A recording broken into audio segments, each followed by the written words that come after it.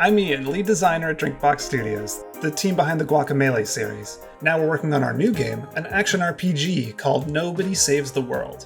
It's really hard to save the world as nobody, so instead, you use a magic wand to turn into tons of different forms, each one having its own unique active and passive abilities. In this video, we want to dig deeper into the game's customization system to show you how, over time, you can mix and match the abilities of different forms to make tailored builds and overcome any situation you're facing.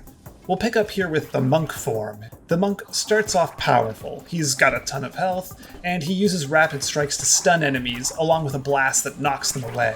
The monk's cool, but he has downsides too. He's a big tank and does very little damage. That said, with customization, I can use the abilities from other forms to create some wild combos that'll help me dish out lots of damage and deal with tougher enemies. What tougher enemies? Well, take these blue blobby guys called corpse exploders. They explode corpses into a bunch of projectiles, which, yeah, it's pretty annoying.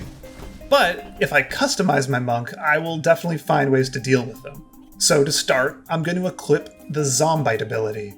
This move comes from the zombie form, and it'll let me build up a zombie army to fight by my side.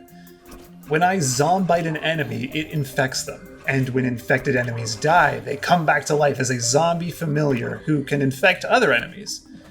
There's lots of upsides to this. First, I'm getting an army of zombies, and that's cool. But second, the enemies I'm killing with Zombite aren't turning into corpses, they're turning into my zombies. So that's way less exploding corpses to deal with. Now that I have this rad zombie army, I can make the most out of that with customization too. So let's tweak my build with a few more passive abilities.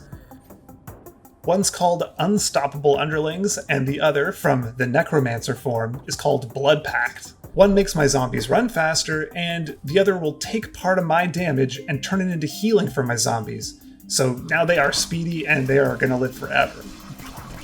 The moves I've picked are putting me in a pretty aggressive playstyle, so for one last customization, I'm gonna try and get my monk's damage up as high as possible.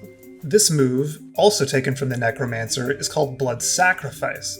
It lets me kill one of my familiars to boost my own damage. This works well with zombies, since they're so cheap to make. If you kill one for a damage boost, that's a pretty good deal.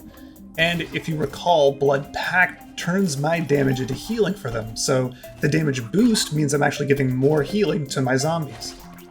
At this point, I've found a set of moves that works really well for this dungeon, and I stand a good chance of clearing it. There's plenty of other customizations I could have used to get through this too. There's tons of forms in the game, and they all have their own shareable moves. And if I grab a friend for some online co-op, that's double the number of abilities that we can combo together. We'll leave it up to you to experiment and find out what works best for you in every situation. We can't wait to see what you come up with when Nobody Saves the World comes out early next year.